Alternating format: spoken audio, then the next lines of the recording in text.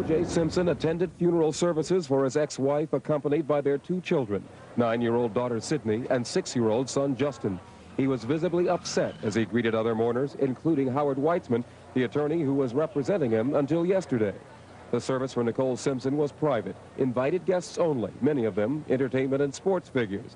Also present was Simpson's new attorney, Robert Shapiro, who earlier announced that he would ask for a second autopsy on Mrs. Simpson and Ron Goldman, but refused to say why.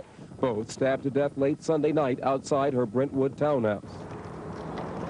30 miles away in suburban Agoura, California, family and friends also gathered today at funeral services for Goldman, a 25-year-old waiter and model. Police still refuse to discuss the case or reports of incriminating evidence that links O.J. Simpson to the murders. Today's Los Angeles Times reports blood found at the crime scene matches O.J. Simpson's blood type. And while millions of people share the same blood type, the finding could be instrumental in placing Simpson at the scene of the killing, since neither victim shared his blood type. Sophisticated DNA tests to determine if the blood matches Simpson's could take as long as 2 months to complete.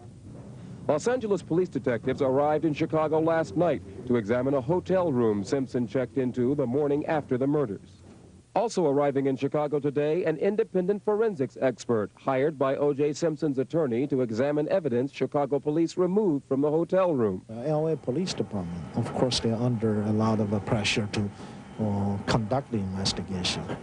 As a defense expert, our role is to review that, to make sure those are scientifically sound and did correctly.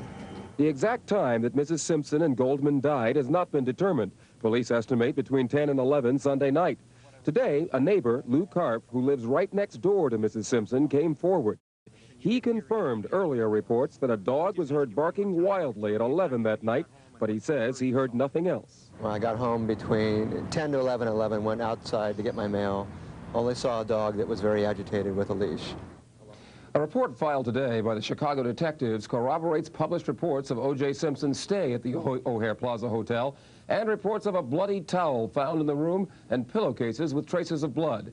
Simpson told Los Angeles police he had cut his hand on a broken glass. Simpson's whereabouts at this hour are unknown.